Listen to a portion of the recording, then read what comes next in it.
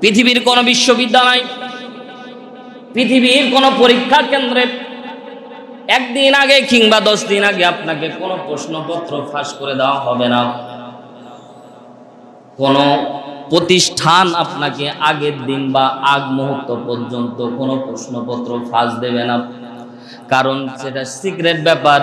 এই সিক্রেটটা যখন আপনি জানতে পারবেন তখন পড়ালেখার প্রতি আপনার আগ্রহ থাকবে না, আপনি কি আসবে এজন্য আপনি টেনশন করতেছেন। কিন্তু আল্লাহ রাব্বুল আলামিন ব্যতিক্রম করে দিলেন।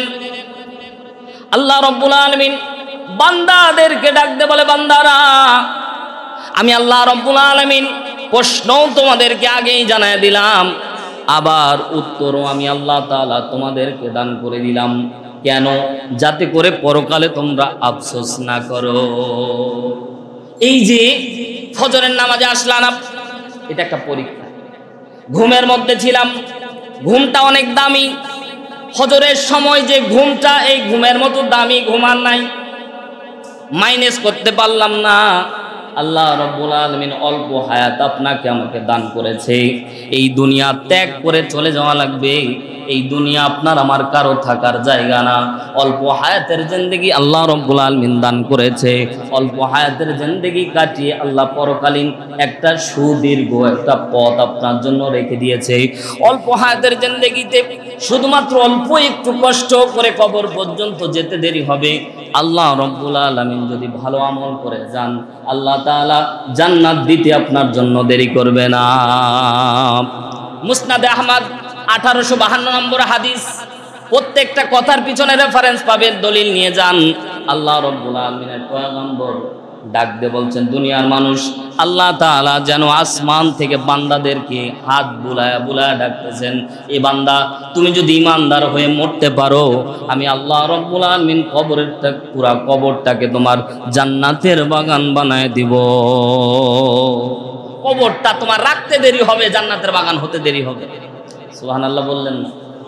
আর যদি বেঈমান হয়ে মৃত্যুবরণ করো, আল্লাহ রাব্বুল আলামিন বলে, তোমার জন্য আমি আল্লাহ রাব্বুল আলামিন একটা স্থান নির্ধারণ করে দিয়েছি, সেটা হলো সিজ্জিল নামক স্থান।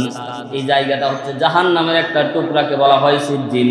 আল্লাহ নবী সাল্লাল্লাহু আলাইহি সাল্লাম বলেন, মরার সাথে সাথে তোমার জন্য সিজ্জিল নামক জাহান্নামের টুকরা তোমার জন্য অপেক্ষা করবে।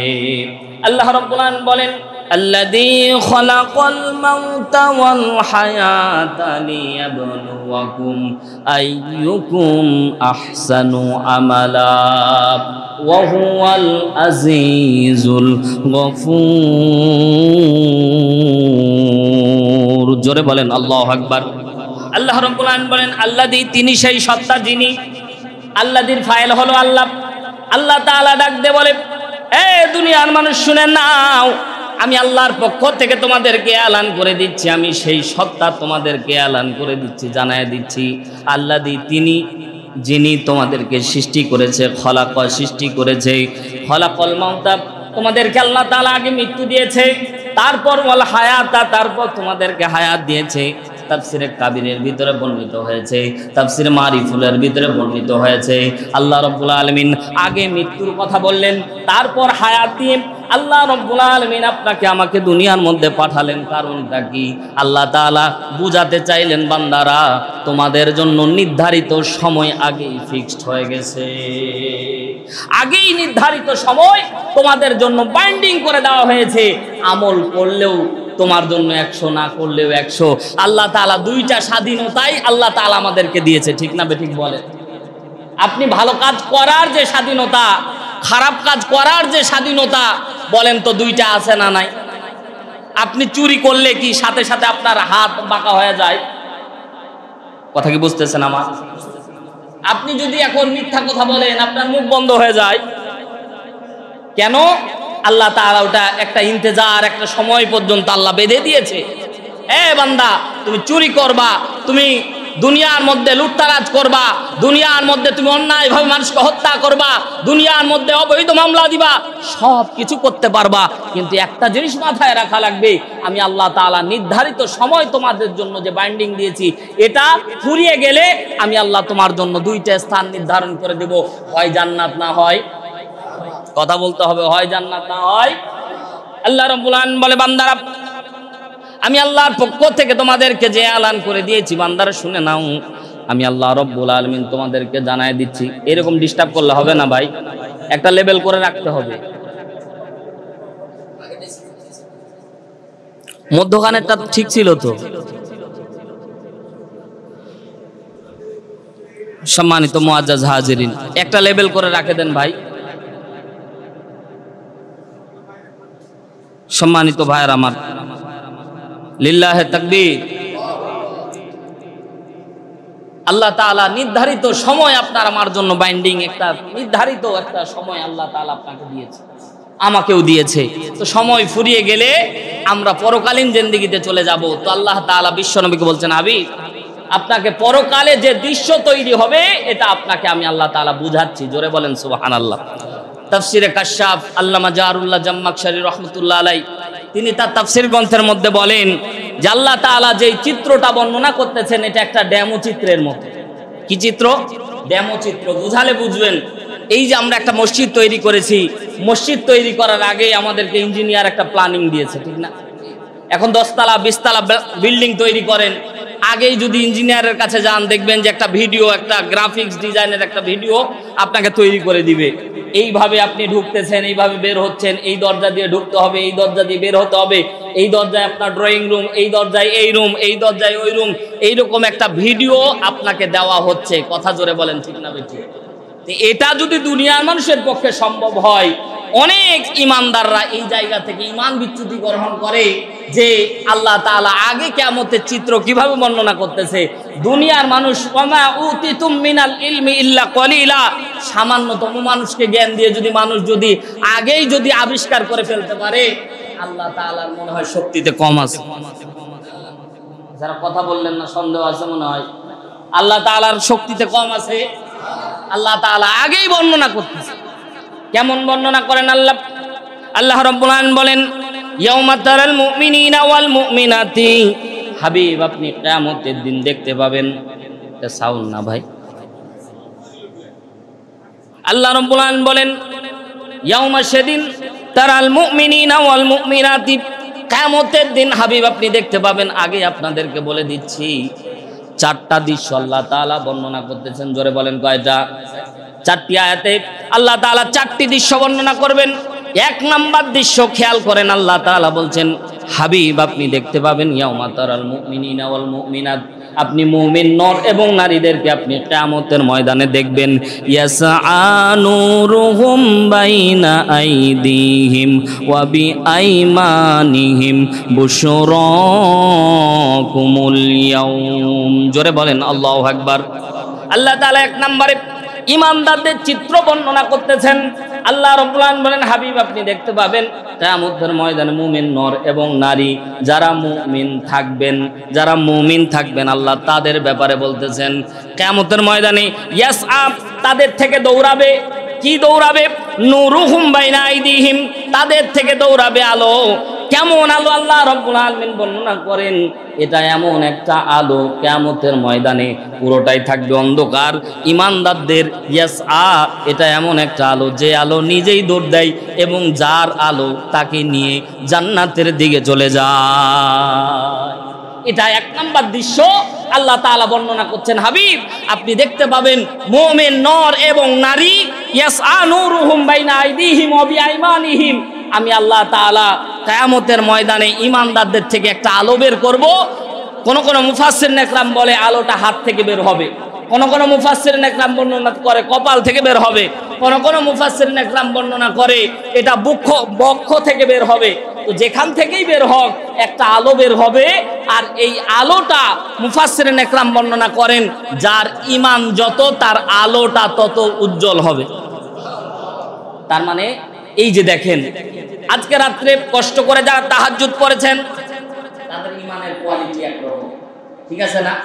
যারা ফজরের নামাজ জামাতে আদায় করেছেন তাদের ঈমানের ধরন আরেক রকম। অনেক ব্যক্তি আছে একটু দেরি করে একা একাই ফজরের নামাজ পড়েছেন, তাদের ঈমানের ধরন এক। বলেন দেখি 3 ক্যাটাগরির বর্ণনা করলাম, 3 ক্যাটাগরির কি একই ঈমান নাকি? যারা তাহাজ্জুদ করেছে তাদের 100% ঈমান, যারা ফজরের নামাজ জামাতে পড়েছেন তাদের 80% ঈমান, যারা একটু দুর্বল ঈমান 50% ঈমান নিয়ে কোন রকমের নামাজ আদায় করেছেন, এই যে ক্যাটাগরি, আল্লাহ তাআলা কিয়ামতের ময়দানে আলোটাও এই ক্যাটাগরিতে ভাগ করে দিবে। এটা এমন একটা আলো, যেই আলো আল্লাহ রাব্বুল আলামিন বলেন দুনিয়ার মধ্যে ঈমানদার যারা থাকবে তাদেরকেই আমি আল্লাহ কিয়ামতের ময়দানে আলো দান করব। আলো এমন একটা আলো, যে আলোর বৈশিষ্ট্য হবে যে ইয়াসআ, সে নিজে দৌড়াবে। আল্লাহু আকবার বলে। ইয়াসআ শব্দ ব্যাখ্যা করেন তাফসিরে ইবনে কাসির, আল্লামা ইবনে কাসির রাহমাতুল্লাহ আলাইহি বলেন এটা এমন একটা পাওয়ারফুল আলো হবে, যেই আলো নিজে দৌড়াবে এবং যার আলো তাকে সাথে করে নিয়ে দৌড়াবে। কত দূর পর্যন্ত? আল্লাহ রাব্বুল আলামিন বলেন জান্নাতুন তাজরি মিন তাহতিহাল আনহার, এই দৌড় চলবে জান্নাত পর্যন্ত। জোরে একবার বলেন সুবহানাল্লাহ। আর আল্লাহ তাআলা বলছেন বুশরাকুমুল ইয়াউম, যাদের থেকে আলো বের হবে আল্লাহর পক্ষ থেকে, এদেরকেই আল্লাহ তাআলা সুসংবাদ দান করছে। জোরে বলেন সুবহানাল্লাহ। আল্লাহ বলছেন এদেরকে আমি সুসংবাদ দান করতেছি। এবার আপনাদেরকে একটা উদাহরণ দিলে বুঝতে পারবেন আলোর ধরন হচ্ছে দুই রকমের। এক রকমের আলো যেটা এই যে মনে করেন যে লাইটের আলো জ্বলতেছে, এটা এক ধরনের আলো। এই আলো জ্বলতেছে, আপনি আলো পাচ্ছেন। কিছু কিছু আলো এই যে মনে করেন ইয়াসআ নূরুহুম বাইনা আইদিহিম, এই শব্দটা ব্যাখ্যা করতে গিয়ে মুফাসসিরিন একরাম বর্ণনা করে এটা এমন একটা আলো, যেই আলো আপনার থেকে বের হবে, এই আলো নিয়ে আপনাকে টেনশন করা লাগবে না। আলো নিয়েও মাঝে মাঝে টেনশন করা লাগে, আছে না? দেখবেন এখনকার নিউ জেনারেশন বুঝবেন না, আগে যখন আমাদের ঘরে ঘরে বিদ্যুৎ আসে, তখন আমরা কিন্তু দেখবেন যে এখন তো ডিজিটাল যুগ ভাই, কাট আউট বাইর হয়েছে, এখন ডিজিটাল মিটার বের হয়েছে, ডিজিটাল সুইচ বের হয়েছে, মেন সুইচ, ঠিক না? কিন্তু প্রথমে যখন কারেন্ট আসে, মুরব্বীরা বুঝবেন যে যখন কারেন্ট আসতো তখন আমরা একেবারে ঘরের এক কোণার মধ্যে একটা মেন মিটার বসাইতাম, আর তার সাথে একটা চীনামাটির কাট আউট থাকতো। কথা যদি আমার বুঝে থাকে জবাব দেন, ঠিক না ঠিক? এই কাট আউট লাগানো থাকতো একেবারে কোণায়, যাতে করে কেউ হাত না দেয়। কারণ খুব ভয়ে থাকতাম যে ওই জায়গায় কেউ হাত দিলে কেউ অ্যাক্সিডেন্ট হয় কিনা, এই ভয়ে আমরা এক কোণার মধ্যে যেখানে মানুষ হাত দিতে পারবে না ওই জায়গায় রাখতাম। তো ওই জায়গায় রাখার কারণে দেখতেছেন আশেপাশে সব বাড়িতে আলো জ্বলে, আপনার বাড়িতে আলো নাই। আপনি বুদ্ধি খাটায় চিন্তা করলেন, মনে হয় ওই কাট আউটের তার মনে হয় কেটে গেছে।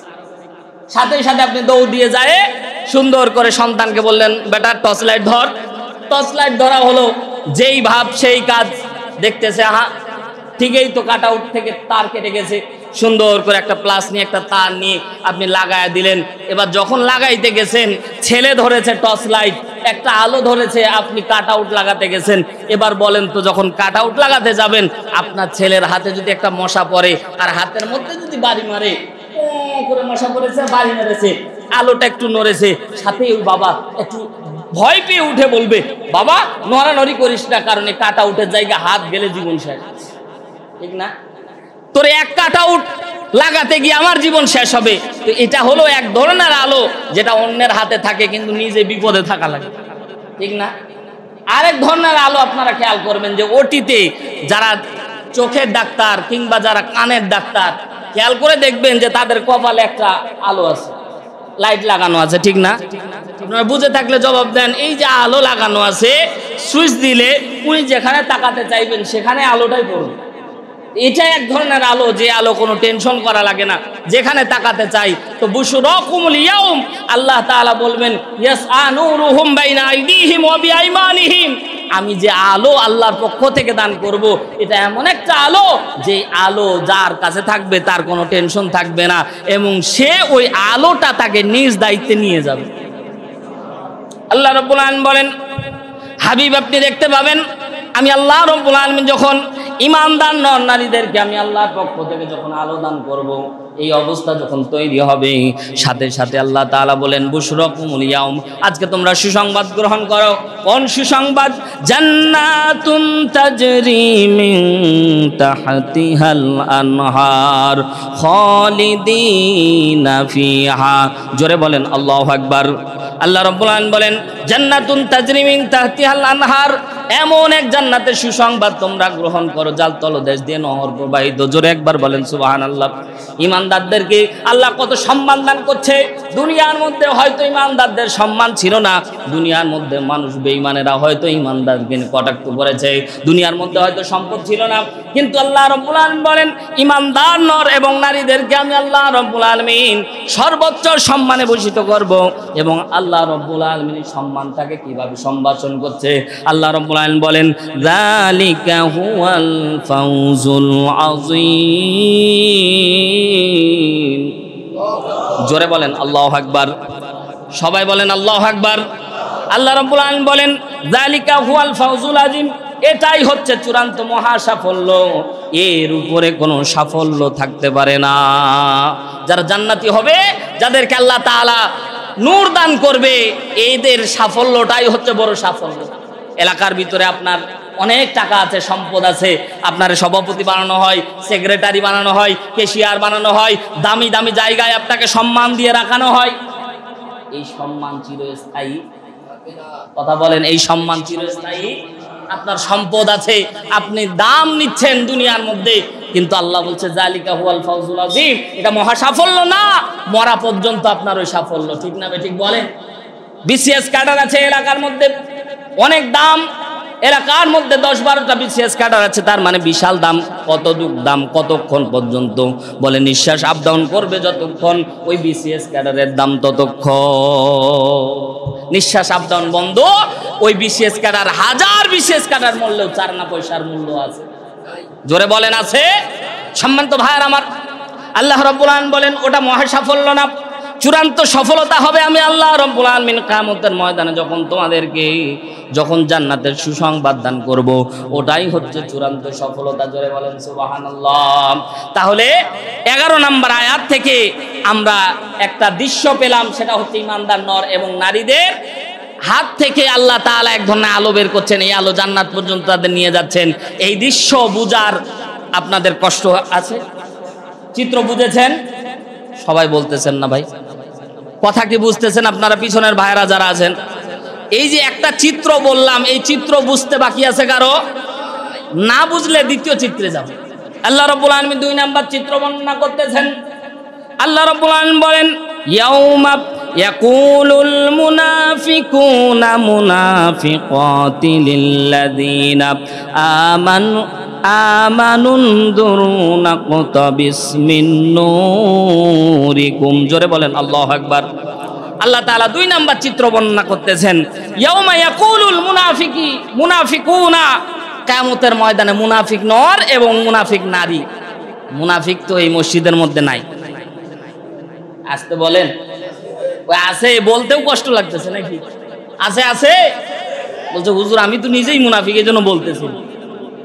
মুনাফিক হয়ে অনেকে বসে আছি ভাই। আমানতের খেয়ানত করা কি? কথা কয় না ভাই, কথা কয় না। আমানতের খেয়ানত করা কি? মিথ্যা কথা বলা কি? চকলখুরি করা কি? তাহলে এইগুলোই তো আমরা করি, ঠিক না? কথা বলে না, এগুলোই আমরা করতেছি। মুনাফিক নর এবং নারী আল্লাহ তাআলা বলতেছেন কিয়ামতের ময়দানে আল্লাহ তাআলা 1 নাম্বার ঈমানদারদের কথা বর্ণনা করে, 2 নম্বরে আল্লাহ তাআলা মুনাফিক নর এবং নারীদের কথা আল্লাহ তাআলা বলছে লিল্লাযিনা আমানুনজুরু নাকতাবিস মিন নূরিকুম, তাদের কাছে কোনো আলো থাকবে না। আল্লাহ তাআলা বলতেছেন যে তাদের কাছে যখন লিল্লাযিনা আমানুনজুরু, তারা যখন ঈমানদারদের আলো দেখতে পাবে, তখন ঈমানদারদের কাছে এসে তারা ঈমানদারদেরকে ডিস্টার্ব করবে যে ভাই একটু আমাদেরকে আলো দাও। কতটুক? নাকতাবিস মিন নূরিকুম, এমন একটি আলো দাও। নাকতাবিসের ব্যাখ্যা করতে কি বলে ইত্তাবিস বলা হয় যে আলো থেকে আলো নিলে কোনো ওই আলো দানকারীর কোনো ক্ষতি বা তার কোনো কমতি করবে না। উদাহরণ দিলে বুঝতে পারবেন। আপনি 2টা ন্যাম্পো ধরিয়েছেন, আরেকজন এসে যদি বলে ভাই আমার ন্যাম্পোটা ধরায় দাও, বলেন তো আপনার ন্যাম্পো থেকে কোনো আলো কমতি পড়বে? জোরে বলেন কমতি পড়বে? তবে মজার ব্যাপার হলো আল্লাহ রাব্বুল আলামিন বলেন মুনাফিক নর নারীরা ঈমানদারদের আলো দেখার পরে তাদের কাছে দৌড়ায়া যাবে, আমাদেরকে একটু তোমরা আলো দাও। কতটুক? বলছেন নাকতাবিস মিন নূরিকুম, অল্প একটু আলো দাও, অল্প একটু আলো দাও, যে আলো দিয়ে আমরাও দেখতে পাবো, যে আলো দিয়ে আমরাও জান্নাত পাবো। এ মুসলমান, গভীর মনোযোগ দিয়ে বোঝা লাগবে, কথাগুলি খেলায় খেলায় ঠেলে দিলে চলবে না। আল্লাহ তাআলা বুঝাতে যাচ্ছেন বান্দারা যদি মুনাফিক হয়ে মৃত্যুবরণ করো, কিয়ামতের ময়দানে আলো পাবা না, আলো শূন্য অবস্থায় কিয়ামতের ময়দান তোমাকে যাওয়া লাগবে। এজন্য আল্লাহ সতর্ক করে দিচ্ছে। ঈমানদারদেরকে কত সম্ভাষণ আল্লাহ তাআলা দান করলেন, মুনাফিক মুনাফিকদেরকে আল্লাহ তাআলা মুনাফিকদের ব্যাপারে বলতেছেন, এখন যদি আমরা মুনাফিক হয়ে থাকি, তওবা করে ফিরে আসার সময় এখনো আছে মুসলমান। একটু গভীর মনোযোগ দিয়ে শোনেন। আল্লাহ রাব্বুল আলামিন বলেন, যখন মুনাফিক নর এবং নারী ইমানদারদের কাছে গিয়ে বলবে নাক্তা বিসমিন নূরিকুম, আমাদের অল্প একটু আলো দাও। কতটুকু আলো? অল্প একটু আলো দাও। অল্প আলো দিয়ে আমরা যাব, সাথে সাথে ইমানদাররা রাগান্বিত হয়ে যাবে। দুনিয়ার মধ্যে ইমানদাররা রাগান্বিত ছিল না, দুনিয়ার মধ্যে ইমানদাররা নরম তবিয়তের ছিল। কথা জোরে বলেন ঠিক কিনা? বেঈমানেরা এতই নির্যাতন করে, তারপরেও এই বাংলার জমিনে ইমানদার যারা আছে এরা নিরীহভাবে সহ্য করে, তারপরেও কোনো পাল্টা জবাব দেয় না। কথা বুঝে থাকলে জবাব দেন, ঠিক না? কিন্তু কিয়ামতের ময়দানে দৃশ্য ভিন্ন হয়ে যাবে। আল্লাহ রাব্বুল আলামিন বলেন, ইমানদাররা সেদিন ধমক দিয়ে বলবে, কিলার জিউ, ফিরে যাও। ওয়ারাকুম, এই যে তোমরা নূর দেখতে পাচ্ছ, এই নূর কিন্তু এখানে কামাই করা না, এই নূর হচ্ছে দুনিয়ার আমল। এই নূর দুনিয়ার আমল। কিলার জিউ, ফিরে যাও তোমরা। ফালতামিসু নূরাকুম, তোমরা তালাশ করো দুনিয়ায় গিয়ে। এবার বলেন তো, যদি ধমক দিয়ে ইমানদাররা মুনাফিকদেরকে বলেও দেয় যে যাও নূর তালাশ করতে, দুনিয়ার মধ্যে চলে যাও, এখন বলেন তো কিয়ামত থেকে দুনিয়ায় আসা সম্ভব? বুঝে থাকলে জবাব দেন, সবাই জবাব দেন, সম্ভব? আল্লাহ রাব্বুল আলামিন বলেন, যখন ইমানদাররা ধমক দিবে, কিলার জিউ, ফিরে যাও। ওয়ারাকুম ফালতামিসু নূরা, তোমরা দুনিয়ার থেকে নূর কামাই করে নিয়ে আসো। এই যে ধমক দিল, সাথে সাথে যে মুনাফিকরা মনে করবে না আমরা চলে যাই, কিন্তু পিছন ফিরে যাওয়ার কোনো অপশন থাকবে না। আল্লাহ রাব্বুল আলামিন বলেন, ফাদুরিবা বাইনাহুম বিসুরিল লাহু বাব। জোরে বলেন আল্লাহু আকবার। তো ইমানদাররা যখন ধমক দিয়ে বলবে কিলার জিউ, ফিরে যাও, ফালতামিসু নূরা, তোমরা দুনিয়া থেকে নূর নিয়ে আসো, তো মুনাফিকেরা মনে মনে বলবে, তোমরা ধমক দিলে আর আমরা চলে যাব, আমরা কি এতই বোকা? আমরা কি এতই বোকা? বারবার করে যাবে, ইমানদারকে ডিস্টার্ব দিবে, একটু আলো দাও, একটু আলো দাও, বারবার করে ডিস্টার্ব দিবে যে আমরা তোমাদের খুব কাছের লোক ছিলাম, আমরা তোমাদের সাথেই থাকতাম, তোমাদের সাথেই বেড়াইতাম, তো আমাদের একটু আলো দাও। বারবার করে যখন ডিস্টার্ব দিবে, এই ডিস্টার্ব যখন দিবে, তখন আল্লাহ তাআলা বলছে, ফাদুরিবা বাইনাহুম বিসুরিল লাহু বাব, সাথে সাথে একটি দরজা আল্লাহ তাআলা ফেলে দিবে। সুবহানাল্লাহ, জোরে বলেন, জোরে বলেন সুবহানাল্লাহ। আল্লাহ রাব্বুল আলামিন বলেন, ফাদুরিবা বাইনাহুম বিসুরিল লাহু বাব, সাথে সাথে আল্লাহ রাব্বুল আলামিন একটা দরজা ফেলে দিবে। দরজার ধরনটা কি আল্লাহ তাআলা ওটাও বর্ণনা করছে, বাতিনুহুম ফিহির রাহমা। আল্লাহ তাআলা বলছে বাতিনুহু ফিহির রাহমা, এর ভিতরটা থাকবে এমন যে এয়ার কন্ডিশন, এত আরাম যে ইমানদাররা ভিতরে যখন থাকবে, এর ভিতরটা থাকবে একবারে জান্নাতের একটা টুকরা। জান্নাতের টুকরা কি সাধারণ থাকবে ভাই? তো এই জন্য বলছে বাতিনুহু ফিহির রাহমা, এর ভিতরটা থাকবে পুরা রহমত। ওয়াজাহিরুহুম মিন কিবালিহিল আযাব। আল্লাহ তাআলা বলছেন যে এই দরজার একটা বৈশিষ্ট্য থাকবে, যারা ভিতরে থাকবে তারা থাকবে রহমাতের ভিতরে, তারা থাকবে আল্লাহ তাআলার জান্নাতের ভিতরে। আর যারা বাইরে থাকবে, ওয়াজাহিরুহু মিন কিবালিহিল আযাব, বাইরের যে অংশটা মুনাফিকেরা থাকবে, এটা পুরোটাই আযাব দিয়ে ভরা থাকবে। নাউজুবিল্লাহ, জোরে বলেন। তাহলে কোথায় থাকবেন বলেন তো? ডিসাইড করেন কোথায় থাকতে হবে। জান্নাতে, ভিতরে, আল্লাহর রহমতের ভিতরে। এবার দেখেন আল্লাহ রাব্বুল আলামিন বলেন, 2 নাম্বার চিত্র বর্ণনা করলেন, মুনাফিকেরা যখন আল্লাহ রাব্বুল আলামিনের ওই ইমানদারদেরকে বারবার ডিস্টার্ব করবে, আল্লাহ তাআলা দরজা ফেলে দিবে। সাথে সাথে এই বেঈমানেরা, মুনাফিকেরা বারবার করে ডিস্টার্ব দিবে। মুনাফিকেরা বারবার করে ডিস্টার্ব দেওয়ার কারণে আল্লাহ তাআলা একটা দরজা দিয়ে দিবেন। মুফাসসিরিন একরাম বর্ণনা করে দরজার ধরনটা এমন যে দরজার ভিতরের দিকে থাকবে ছিটকানি, দরজার ভিতরের দিক থাকবে, ইমানদাররা ইচ্ছা করলে বের হতে পারবে, ইচ্ছা করলে ভিতরে ঢুকতে পারবে, কিন্তু মুনাফিকেরা দরজা দেখতেও পাবে না। এটা থাকবে ওই দরজার বৈশিষ্ট্য। বলেন তো, এই কথার ভিত্তি করে আমাদের ইঞ্জিনিয়াররা দরজা তৈরি করে। বলেন তো, দরজার মেন ফটকের দরজার ছিটকানি ভিতরে থাকে না বাইরে? বাইরে তো থাকে ভাই একটা, কিন্তু ওটা হচ্ছে মেকি, ঠিক না? ওটা বাইরের লোকজনের। আপনি ভিতরে আছেন আর বাইরে আপনি যদি ছিটকানি দেন, তাহলে চোর তো অনায়াসে ঢুকতে পারবে। এজন্য মেইন যেটা ছিটকানি সেটা আপনার আন্ডারেই থাকে, ভিতরের আন্ডারে। আপনি ইচ্ছা করলে কাউকে নিতে পারবেন, ইচ্ছা করলে আপনি দরজা লাগায় থাকতে পারবেন, বাইরে কেউ ডিস্টার্ব করতে পারবে। আল্লাহ রাব্বুল আলামিন 2 নাম্বার দৃশ্য বর্ণনা করার পরে আল্লাহ তাআলা বর্ণনা করেন, দুনিয়ার মধ্যে আল্লাহ তাআলা ঈমানদারদেরকে আল্লাহ তাআলা কষ্ট দিয়েছিল, পরীক্ষার মধ্যে ফেলেছিল, কিন্তু আল্লাহ তাআলা কিয়ামতের ময়দানে তাদেরকে এত সুউচ্চ মর্যাদা দান করবেন। 2 নাম্বার মুনাফিকদের চিত্র বর্ণনা করার পরে আল্লাহ তাআলা সুন্দর করে বলে, ইউনাদুনাহুম আলাম নাকুম মাআকুম। সাথে সাথে মুনাফিকরা বারবার করে বলবে, এই একটু ডিস্টার্ব করলাম তোমাদেরকে, একটু বারবার করে একটু আলো চাইলাম, একটু আলো চাওয়ার কারণে তোমরা দরজা লাগায় দিলা।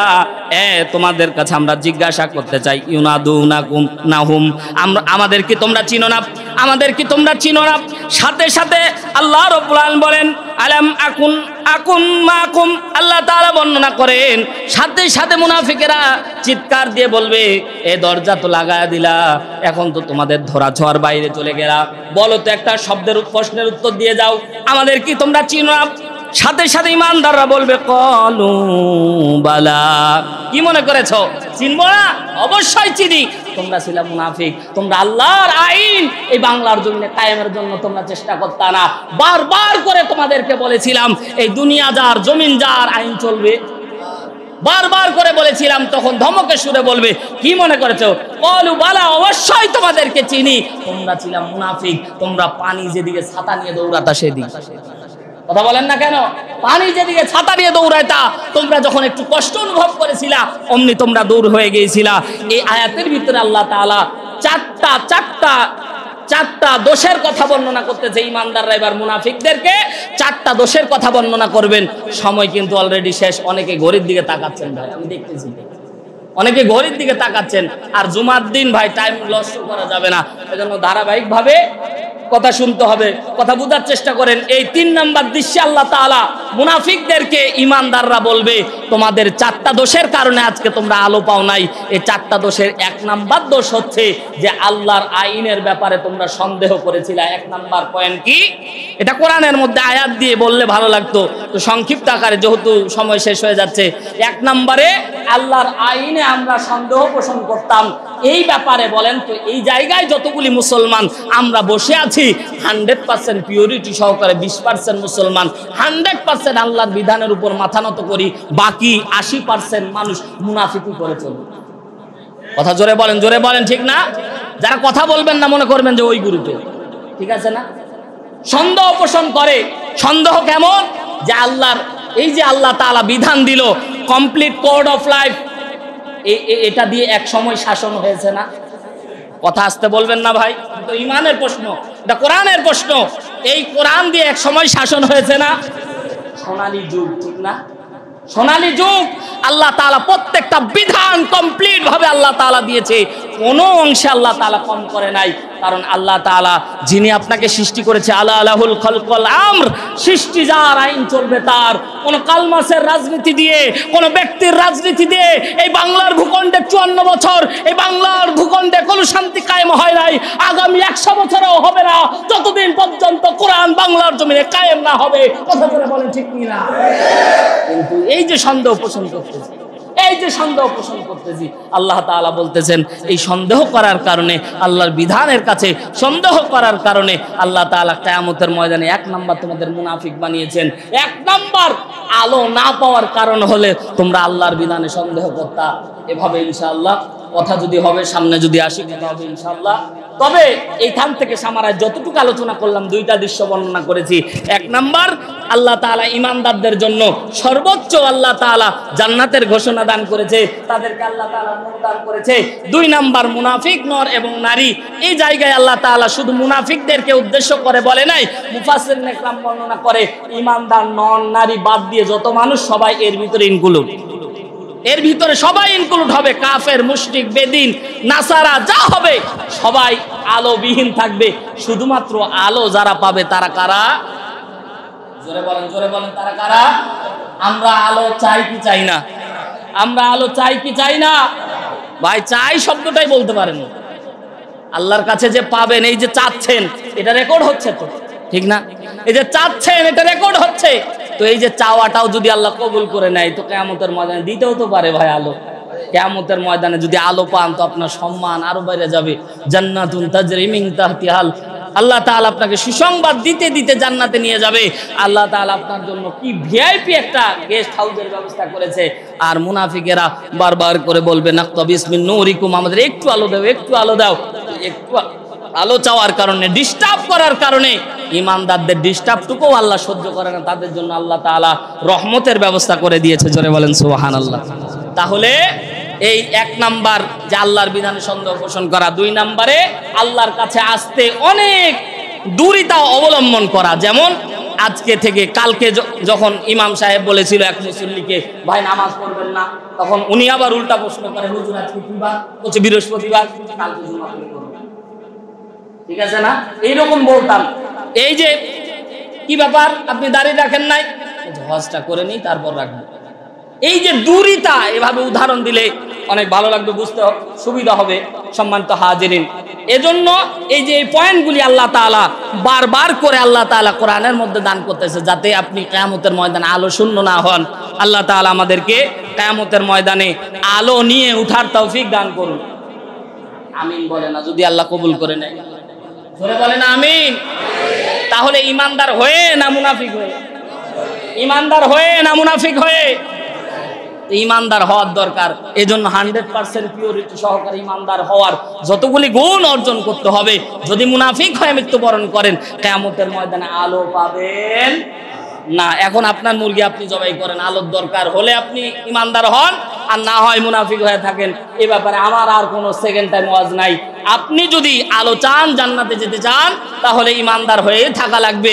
বেঈমান হলে আল্লাহর দরবারে এটা ধরা পড়বেই পড়বে। ঠিক না বেঠিক? জোরে বলেন। এজন্য আল্লাহ তাআলা আমাদেরকে সকলকে ইমানদার হওয়ার তৌফিক দান করুন, বলেন আমিন। আল্লাহ তাআলা আমাদের সকলকে 5 ওয়াক্ত নামাজি হিসেবে কবুল করুন, বলেন আমিন। আমিন যারা নামাজ পড়ে তারাই বলছে, বাদ বাকি কেউ বলেনি। চালাক খুব তো আমরা, যদি আমিন কই আর আল্লাহ কবুল করে নেয়, আসল থেকে আসা লাগবে। সবাই বলেন আমিন। আল্লাহ তাআলার দরবারে দোয়া করি, আমাদের আত্মীয় স্বজন আহাল বায়াত যারা অন্ধকার কবরে ঘুমিয়ে আছে, আল্লাহ তাআলা তাদের অন্ধকার কবরে আযাবগুলি আল্লাহ তাআলা মাফ করে দিক, বলেন আমিন।